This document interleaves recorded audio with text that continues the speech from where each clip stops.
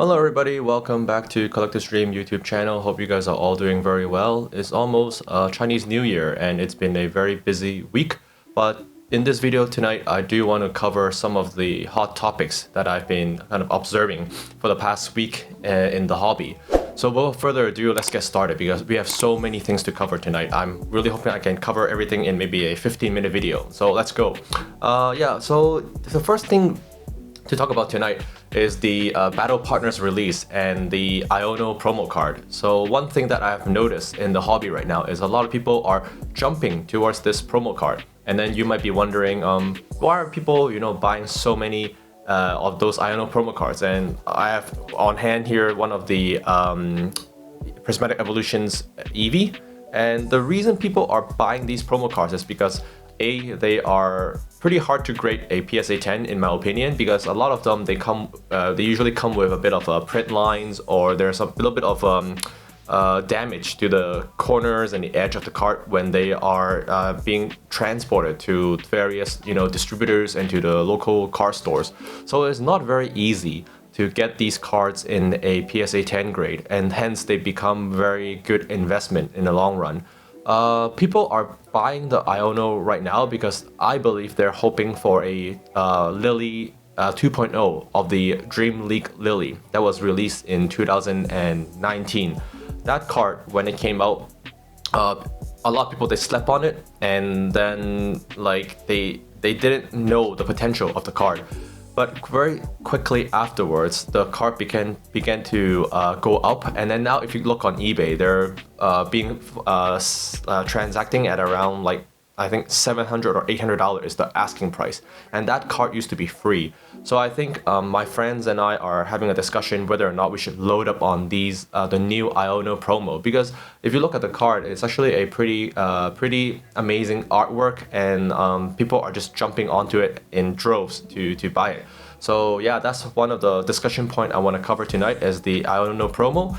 If you can buy them at maybe, I think they're $17 or $20 a pop right now, and then get it graded, spend another $20. So your cost of entry is around $40 to $50. And you're looking at a card in PSA 10, when it comes back, it's going to be worth, minimum $100. And then if you look at the trajectory of the Lily, in a couple of years, maybe it'll go to the moon, right? If it's $300 to $400, who knows? In this market these days, it's just crazy that there are so many slabs that are going for over $200 US, and it's just absolutely insanity right now. I don't even know what to buy in this market, but we will cover that later on in the video. The second point now is talking about the Prismatic Evolutions. Looks like the price is coming back down a little bit. And on TCG Player and on eBay, you can probably get them for around $110 to $115, which is pretty good for the average collector to buy the products now, because it's not hovering at around $150, which is a ridiculous price, almost 3 times the MSRP for a new release, which is pretty much charging a booster box price, but then you're getting ETB worth of packs. So it's good to see that the boxes for the Elite Trainer boxes are coming back down. Is it a good time to invest? I personally think so, because if you haven't gotten Prismatic Evolutions and you still want to wait for the reprint for the price to come down, it is very possible. But if you enter now at 110, it is already fairly below the peak of 150. I think paying $150 to open ETB is just financially not feasible. But at $100, you might be able to get something nice from it. But from my experience, it is better to keep the product sealed and then just wait for it to climb, just like the Scarlet and Violet 151 ETB and the Evolving Skies ETB, which is going for over $200 a box now. If you ask me if Prismatic Evolutions can overtake Evolving Skies ETB, my answer would be no, but I do feel like with time and with such a huge demand for evolutions, that Prismatic Evolutions should eventually catch up to Scarlet and Violet 151 in the ETB pricing. So yeah, just keep on following the price trends, and then in a year or two, if you keep it sealed, it will be a very, very good idea to add 1 or 2 boxes into your portfolio. So that's Prismatic Evolutions.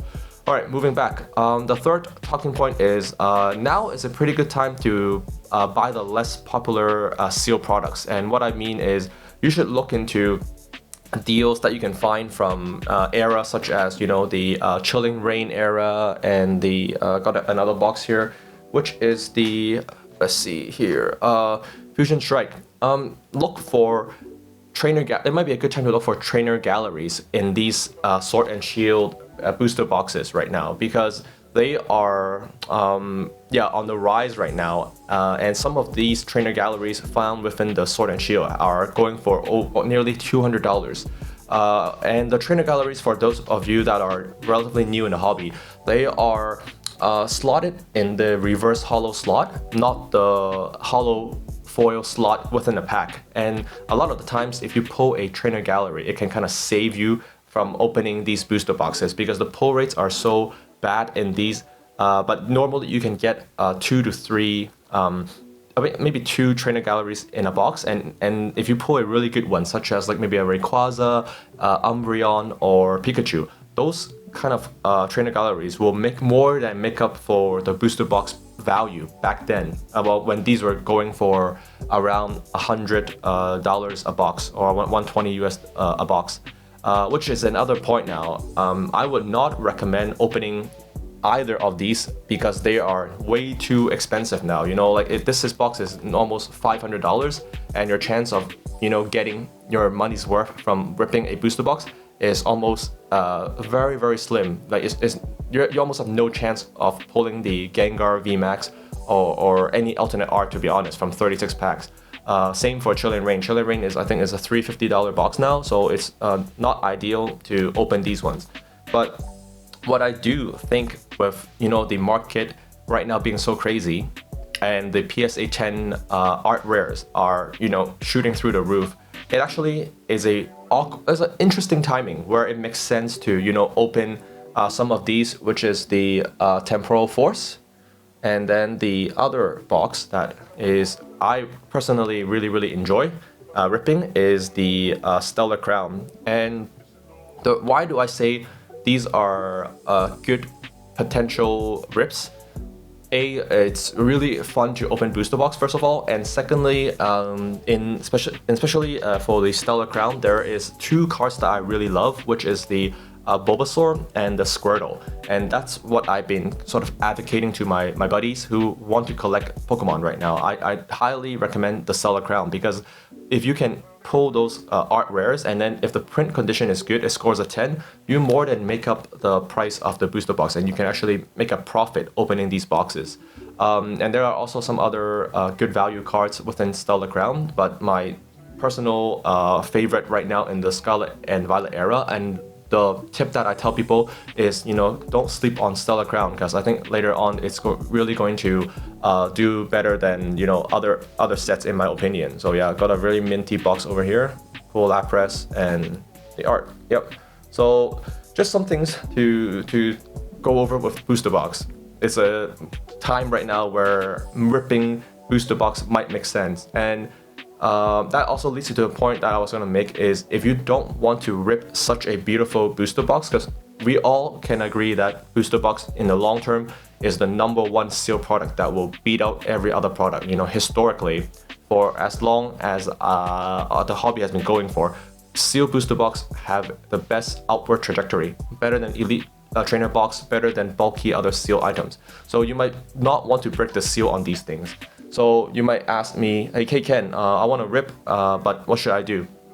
The answer is to, you know, open booster bundles. So these are the 151 booster bundles. You can get in March. There will be Prismatic Evolutions booster bundle coming out, and this is a very OP product in my opinion, because for the price to value per pack, it's similar to booster box, but you don't need to crack such a collectible item. You can just crack the booster bundle, and then within it, well, this one's open already, so I already ripped the cards, but then within it there will be 6 packs, and then the pull rates are actually pretty good from my opening experience. You guys can comment and let me know if you guys have been getting luck in out-ripping booster bundles. But a good friend of mine, actually, she opened one of these, and then she pulled Charizard and then 2 art rares, and then that Charizard is in a pretty good condition. So just the raw value of that box is like $800, $900.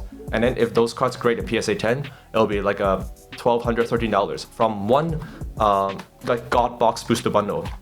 And I know not every box will be that valuable, and you will also open up many duds. But if you don't want to risk losing the growth of a booster box, the booster bundle is a very good secondary choice for ripping and trying to get some good pulls. Yeah.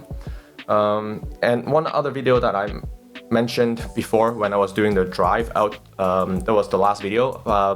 The thing I like about ripping is because you're the first person to touch the card, you're the first person to get to analyze and inspect the card. Quite often when you go to car shows or when you go to the car store, a store might rank the card, S tier, A tier, B tier, C tier. So they have already been analyzed, and just using a consumer logic, if the card is sitting in the game store already, the chance of it being very gradable is debatable, right? Of course, you can find a good deal at a car show, but when you pull it, you are the first person to ever see the card, and you also have the best possible shot of choosing to grade the card or not. If it's a good condition card, you grade it, it comes back at PSA 10, then happy days, right? So yeah, that's my quick take on pulling the grails versus buying on eBay or buying on car stores and hoping that it comes in a PSA 10.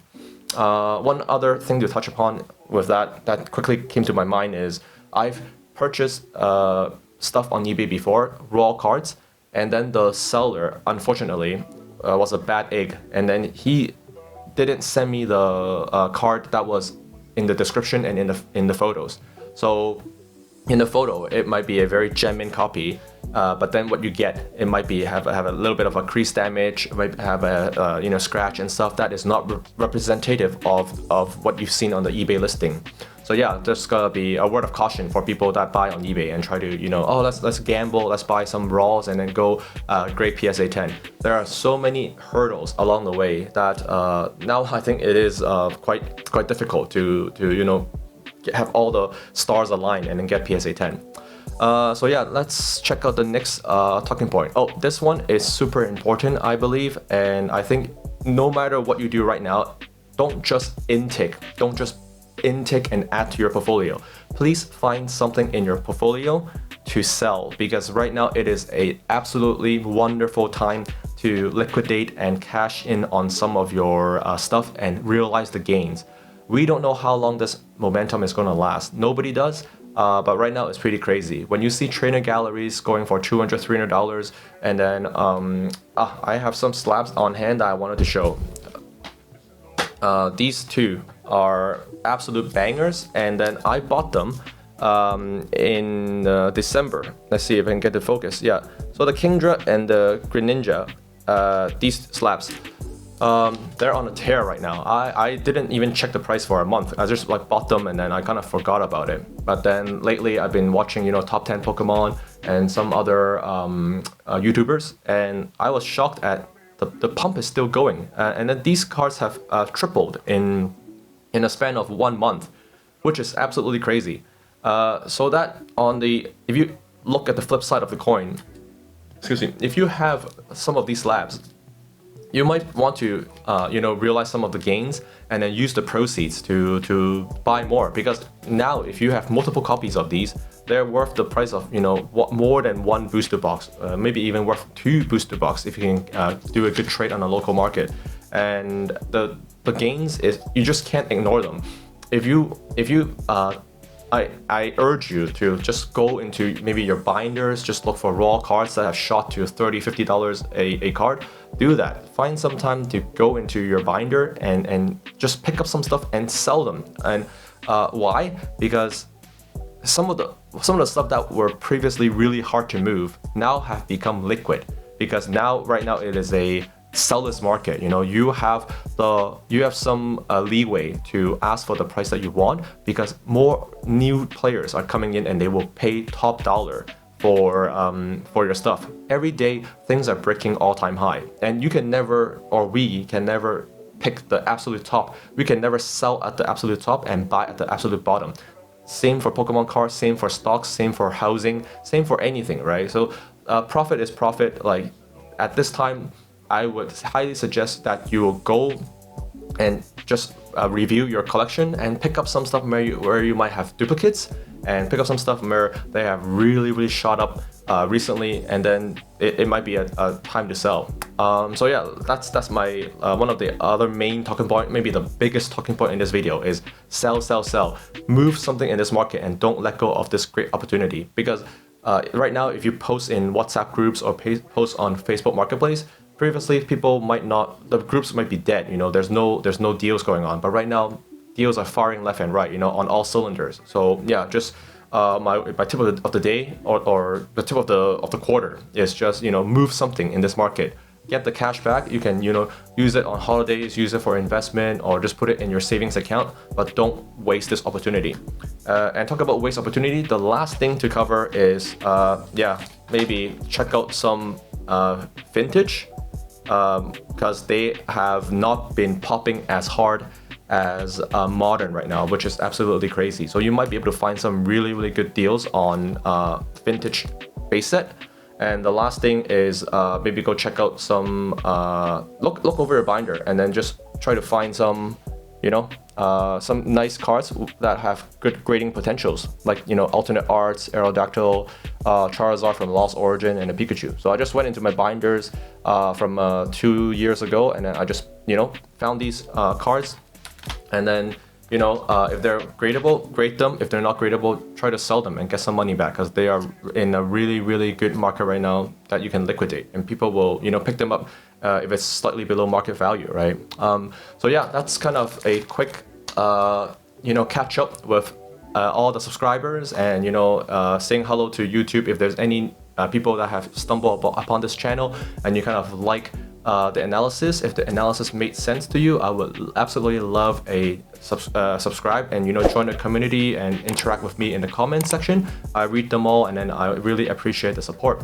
So yeah, let me know what you guys are picking up in this crazy hobby right now. Let me know what you guys are moving, and then I hope to talk to you guys real soon. And happy collecting, and in a bull market everybody's happy, right? But later on, even the momentum, when it subside a little bit, there's still a lot to cover in this hobby. It's never been as exciting time to join, and it's just really like every day when you wake up, there's crazy things going on Instagram. There's so much news to cover on YouTube. Yeah, so I hope you guys are enjoying your collecting journey, and stay safe during the Chinese New Year period. And yeah, just happy holidays, and hope you guys are I'll talk to you guys real soon. Take care.